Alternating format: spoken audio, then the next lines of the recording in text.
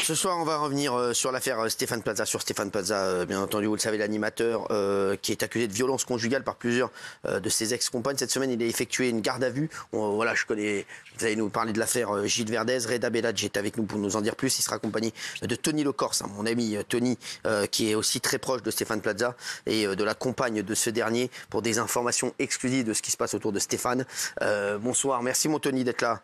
Ça va bien mon chéri? Ça va frérot. Ça va, pas trop triste, tout va bien? Tout va bien, je peux te dire qu'avant de commencer sur l'affaire douloureuse, ouais. Tu sais que tous les deux, je suis pour Real de Madrid, ici pour Paris Saint-Germain, oui. Et que tirage au sort, c'est Paris Saint-Germain-Barcelone. Je sais. Donc on va te débarrasser Real de Madrid, Manchester City. Ah ouais, on va te débarrasser de Barcelone, tu vas nous débarrasser de Manchester City, mais on va se retrouver en finale. Voilà. Et après je te mettrai une tannée en finale, merci.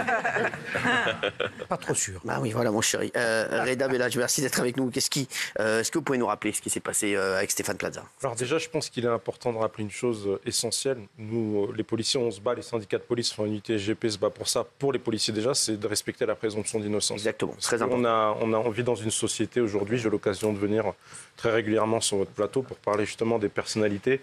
Et on oublie que ce sont des gens qui sont quand même beaucoup plus exposés, même s'il y a des victimes présumées aussi, il faut le respecter. Et donc c'est vrai que c'est difficile. Et je voulais aussi vous dire que nous, les policiers, dans le cadre de ce type d'affaires, on a quand même une grosse pression.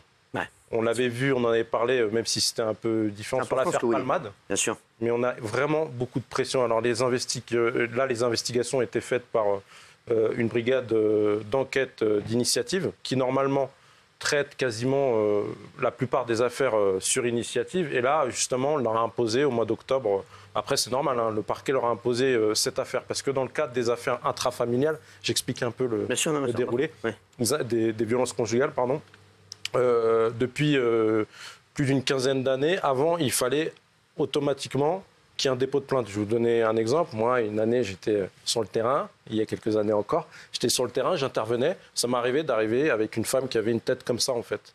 Et qui avait tellement peur de son mari qu'elle ne voulait pas déposer plainte. Ouais. Je ne pouvais pas l'emmener au commissariat, tout simplement. Et on a changé cette loi. On a amélioré la prise en charge et la prise en compte des victimes. Et des auteurs aussi, présumés. Et justement, maintenant, le parquet peut poursuivre automatiquement, même si les personnes ne déposent pas plainte de suite. Je pense que c'est ce qui s'est passé dans cette affaire, puisque c'est le parquet qui a transmis directement à la BEI de Paris-Centre l'affaire, la demande de traitement d'affaires. Ensuite, il y a eu 2 dépôts de plainte de ses ex-compagnes. Alors, qu'est-ce qui s'est passé alors? Et Gilles, c'est quoi le... À l'issue de la garde à vue, donc, il était en garde à vue. de 2 jours, il était en garde à vue pour violence conjugale, Stéphane Plaza, qui a commencé mardi à 14h et qui s'est poursuivi pendant 2 jours. Donc il a été gardé à vue et confronté à 2 plaignantes. Il y a 2 plaintes qui ont été déposées contre lui de 2 anciennes relations. À l'issue de cette garde à vue, il a été décidé qu'il serait jugé donc devant le tribunal correctionnel cet été. Il n'y aura pas d'information judiciaire, pas d'enquête plus longue. Il sera jugé directement pour violence habituelle par concubin ayant entraîné une ITT de plus de 8 jours. C'est-à-dire qu'on lui reproche des violences récurrentes sur ces 2 femmes par celui qui était leur concubin, leur conjoint à l'époque, voilà, qui sont des circonstances aggravantes. Donc, il est jugé pour violence physique et psychologique à l'encontre d'une femme et violence psychologique sur une autre entre 2018 et 2022 pour la première et 2021-2022 pour la deuxième. Alors, ça ne préjuge pas qu'il sera condamné, mais il y aura un débat devant l'institution judiciaire sur ces violences. Si vous voulez, je peux vous donner quelques arcanes de la garde à vue, ce qui s'est passé un peu. Donc, il y a eu... Voilà. Donc, pendant la nuit de la garde à vue, il n'a pas dormi parce qu'il y avait beaucoup de gardés à vue, de remue-ménage dans le commissariat. Donc, il y a eu des articles de presse qui sont sortis en disant qu'il répondait par monosyllabes, qu'il était presque absent, éreinté. C'est vrai qu'il était fatigué, mais il a répondu à tout. Il a accepté un test urinaire, il a accepté des tests psychologiques. Il a fourni... On peut refuser? Ah, vous pouvez refuser, après il vous en coûte, mais vous pouvez refuser. Il a fourni son téléphone. De lui-même, il a donné son téléphone pour que tout soit examiné. Voilà. Et pendant la confrontation, une des 2 plaignantes a reconnu, et ça c'est important pour la défense de Stéphane Plaza, qu'elle avait créé des faux profils on en avait parlé, pour contacter l'entourage de Stéphane Plaza. Ce que dit la défense de Plaza, c'est légitime, c'est que ça accrédite, vous savez, la plainte que Plaza avait déposée pour harcèlement avant que sorte l'affaire, 3 mois avant. Donc le fait que ces faux profils aient été créés et que peut-être il y a une envie de vengeance, voilà, légitime la plainte de Stéphane Plaza. Ça, c'est le point positif pour lui. Sinon, ça a été assez compliqué, c'est vrai. Il y a eu... à l'issue de cette garde à vue, un placement sous contrôle judiciaire, donc il n'est pas en prison, il est sous contrôle judiciaire. Contrôle judiciaire normal. Ça veut dire quoi, alors ? Les interdictions. Il n'a pas le droit d'entrer en contact avec les plaignantes. De toute façon, les relations sont rompues. Il n'a pas le droit de porter une arme. Il ne portait pas d'arme. Il doit se soumettre à un suivi psychologique. Et la défense de Stéphane Plaza m'a dit qu'il avait déjà entamé un processus à ce niveau-là, justement. Donc il a le droit de quitter le territoire ou... Oui, alors on m'a dit qu'il était libre de se déplacer. D'accord. Voilà. Donc il n'y a pas de contrainte, à ma connaissance, territoriale. Voilà. Alors, il y a combien de plaintes ? Il y avait combien de... Il y a 2 plaintes, 2 plaignantes qui ont été... Il y a eu plusieurs femmes auditionnées, mais il y a eu 2 plaintes. Alors, je ne prends pas du tout parti. Ce que reproche à l'enquête la défense de Plaza, c'est qu'il y a des femmes avec qui il a eu des relations, qui ont été au départ entendues, qui ont dit qu'il n'y a pas eu de violence, ça s'est bien passé. Par exemple, elles n'ont pas été réentendues plus loin dans le cadre de l'enquête. D'accord. Voilà. Ouais. Donc, la défense a, si je puis dire, espère que lors du procès, tout sera examiné, ce qui est à charge et ce qui est à décharge. Mais je ne prends pas du tout parti. Par ailleurs, selon nos informations, il n'y a pas de danger pour lui, à l'heure où on parle, qu'il soit retiré de l'antenne.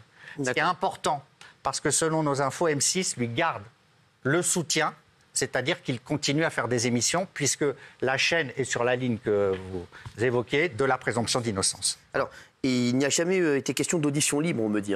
Non, non, en fait, ce n'était pas une audition libre. En fait, la problématique à laquelle a dû faire face mes collègues, c'est qu'ils ont tout de suite eu de la pression, comme je vous l'ai dit tout à l'heure. Là, il y a la pression des hiérarchies, parce qu'au niveau du traitement de l'information, on s'est retrouvé avec un commissariat qui était assiégé par les paparazzis, en plein milieu de Paris.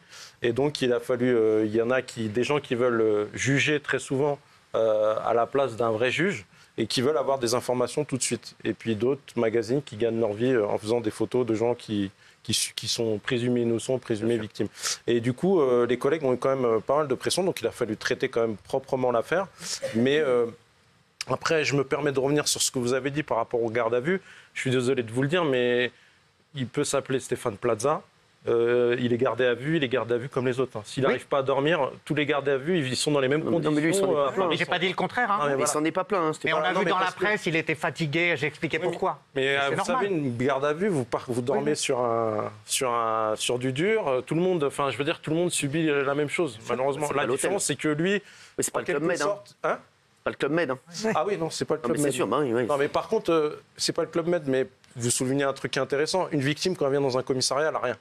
Ouais. Voilà. Elle s'est fait agresser, elle n'a rien. Moi, j'en ai payé des cafés, mais l'administration, elle ne prévoit pas une caisse café pour les victimes.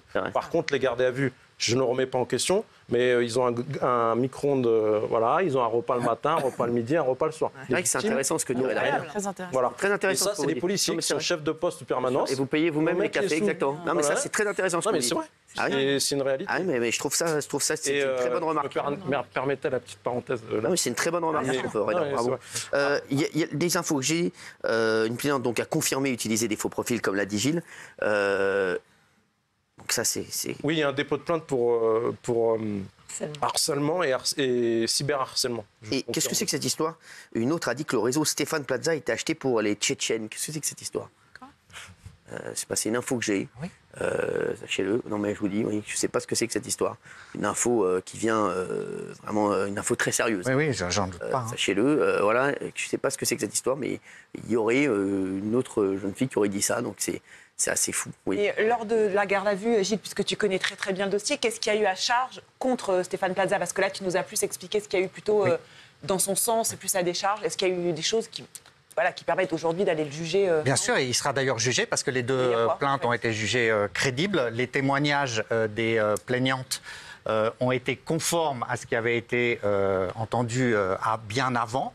Et donc, lors des confrontations, elles ont réitéré qu'elles ont subi des violences de manière précise, avec des choses extrêmement concrètes, notamment le doigt brisé, etc. Voilà. Ce qui donnera lieu d'ailleurs... confronté à ses ex-compagnes, Reda.